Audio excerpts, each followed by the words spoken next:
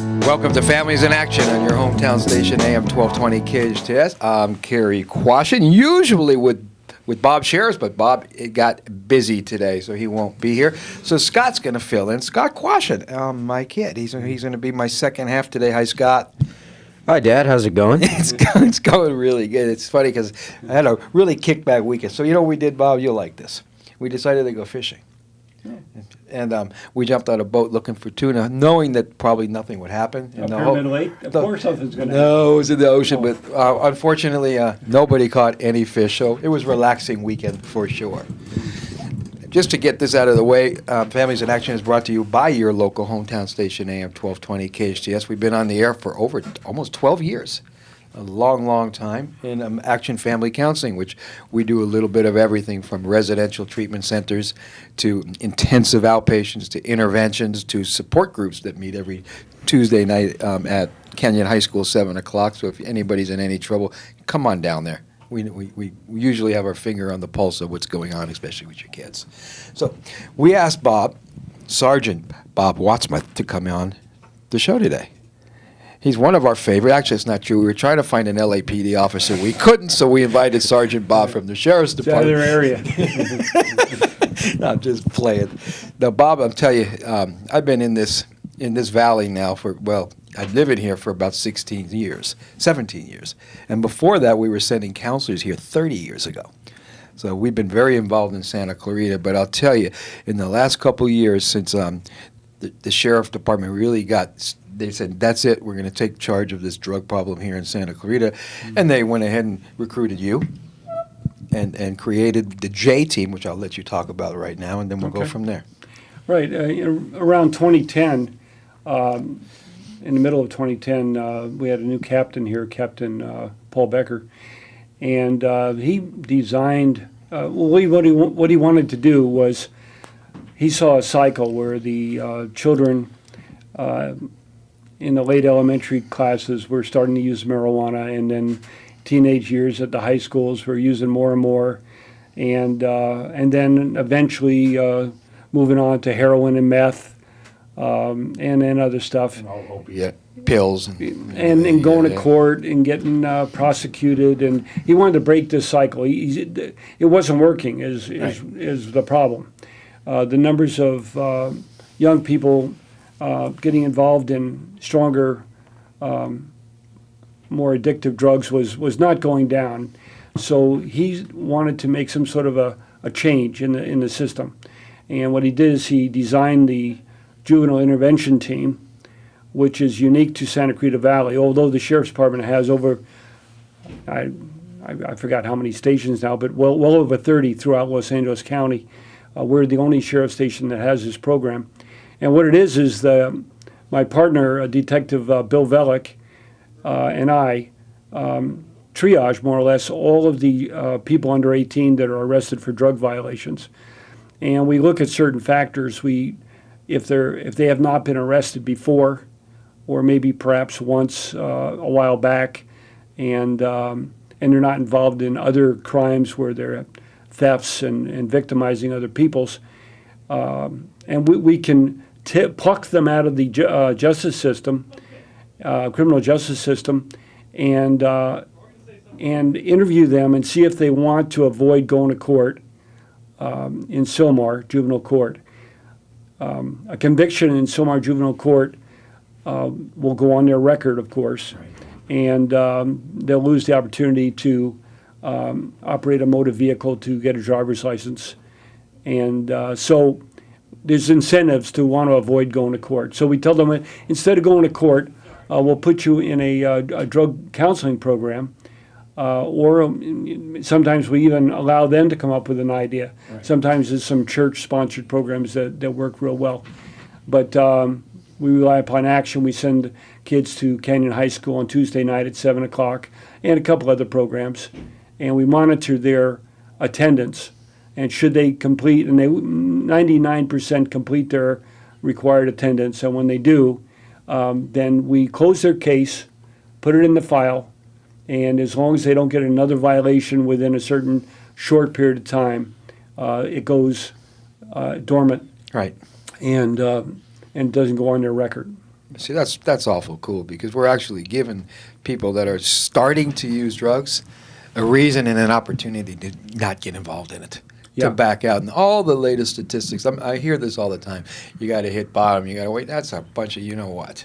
The earlier you intervene in a kid's life, the younger they are, the better shot they have of not getting addicted and having those issues.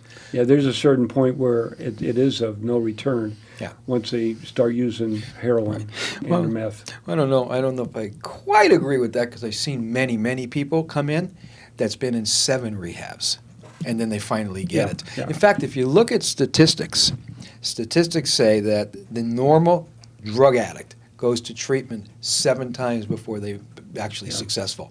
That's real statistics. I don't know if that I buy that because I believe that if people come into treatment and do it right, complete their treatment, follow their aftercare plans, and it's serious, that we have a lot more successes than we have failures right now. Yeah. But it's hard to even figure that out. We were talking before we started that we know the people that die. We see the ones that are going in and out and in and out, but the ones that come in, make it, and just go on with their lives, we don't see that. Well, also those that complete the program, they have a lifetime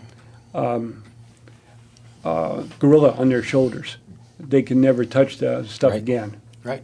And they really can't. And I want to talk a little bit about that when we come back from break. This is Families in Action on your hometown station, AM 1220 KHTS. Welcome back to Families in Action on your local hometown station, AM 1220 KHTS. I'm Cary Quashen. I'm your host.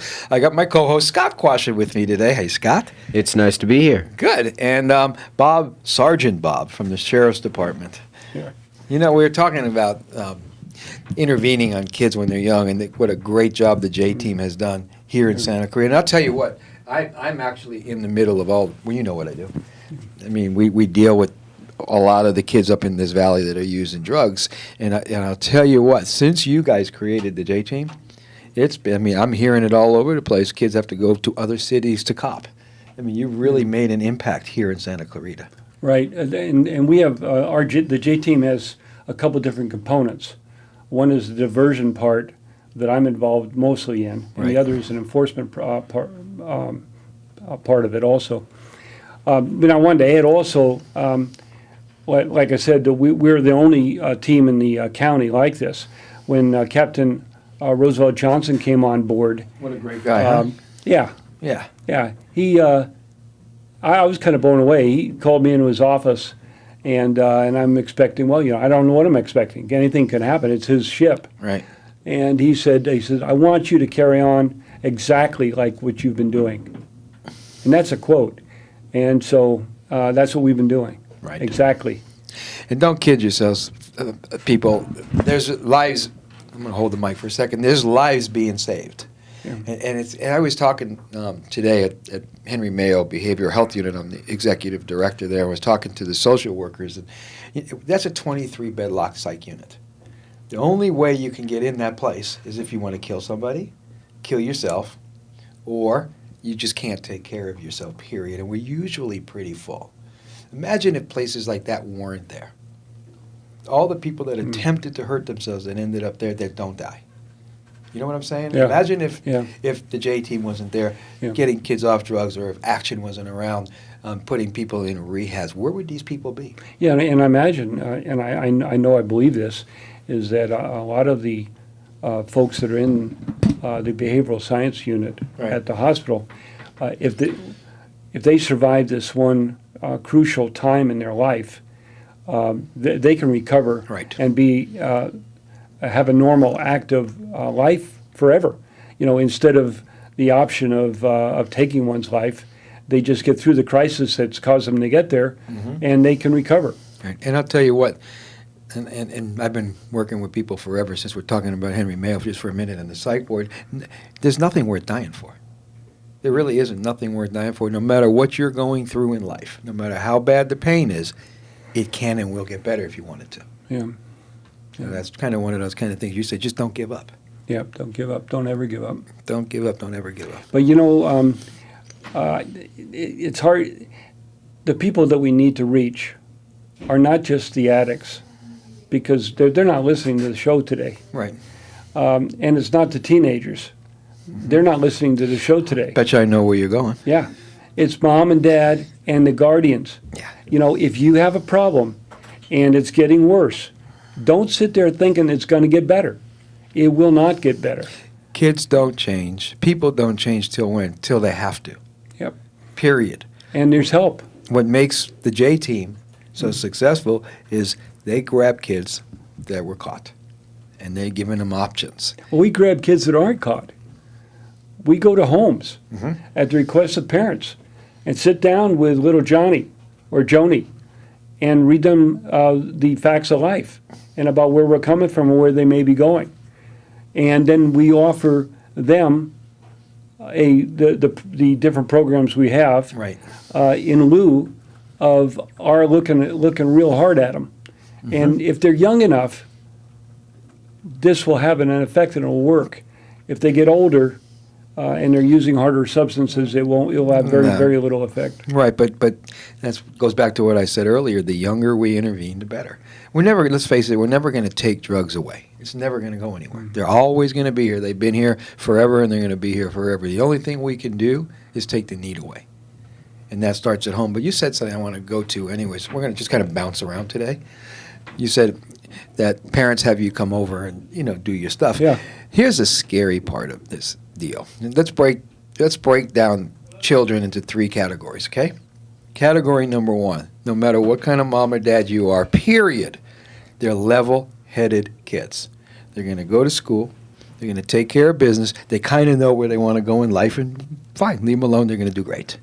That's one of the categories. The next category, no matter what kind of a parent you are, no matter how much you're involved with your kid, they're high-risk kids, high maintenance. They're going to get in trouble. They might use drugs. They might drive fast. They might fight. Who knows what they're going to do? That's just the way they are, and you just got to maintain them as good as you can.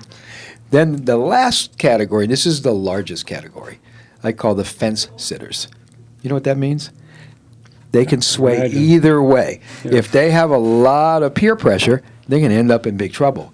And in today's time with Facebooks and social media and Instagram and all that stuff, think about that. That peer pressure is harder and stronger than it has ever been before. Yeah. And family involvement for these fence sitters. Now, if you're spending a lot of time with those kids, they feel too guilty. They don't want to mess up. But the average parent spends between, and this is frightening, 2 and 10 minutes a day with their children. The average person. Think about that. Yeah. How was your day? It was good. How was school? It was okay. Do you have any homework? I'm done. Are you hungry? I ate. And they're back in their room doing what? On their social media deal. Right. First thing a kid does when he wakes up, before they even go to the bathroom, is check their messages. Right? Right. First thing they do. Right. What is the very last thing a kid does before he or she goes to sleep? Very last thing. Check their messages, their Instagram or their social media deal. So little Johnny goes to school. He's with his friends 8 hours, comes home to it. Most of the time an empty house, but that's not true. His friends either in person or on social media.